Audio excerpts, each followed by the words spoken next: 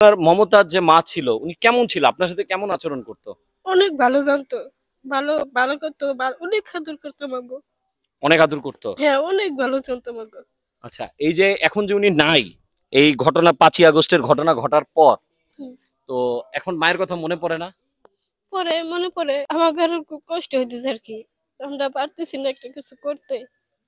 ওনাকে কেন ধরা হয়েছে আপনি কি জানেন, শুনছেন? মানুষের সাথে মানুষ কোন সময় কি হয় বলা যায় না আর কি। তো এই যে ওনার ব্যাপারে অনেকে ভালো বলে, যে খারাপও বলে, যে উনি খুব অত্যাচার করতেন, ওনার নামে মামলা দিয়েছে অনেক ধরনের 5ই আগস্টের।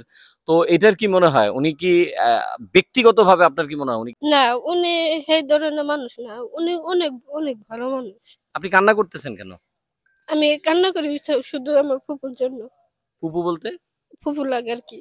ফুপু লাগে না? হ্যাঁ। আচ্ছা আচ্ছা, মানে মাও বলেন ফুপুও বলেন। হ্যাঁ, একই আর কি। এখন আপনি কি খান, আপনাকে কে খাওয়ায় কে পড়ায়? এখন আমাগো যে এমপি আমাদের আগে খাওয়াইতো।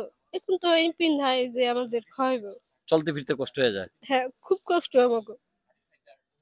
দর্শক, এত বড় বাড়ি, আমি আপনাদেরকে একটা ঝলক দেখাই। এত বড় বাড়ি, এত বড় জমি, এখন কিছুই নেই। এটাই বাস্তবতা। সম্পদ, টাকা পয়সা মানুষকে সুখ দিতে পারে না, এটা মনে রাখবেন। সম্পদ, টাকা পয়সা কখনো মানুষকে সুখী করতে পারে না। এই যে আমার পাশে যে মেয়েটিকে দেখছেন, তাকে পাল্য কেড়েছিল মমতাজ। নীলা পাগলির মেয়ে বলে, তার মা একজন কণ্ঠশিল্পী ছিল এবং মমতাজের খুব কাছের লোক ছিল।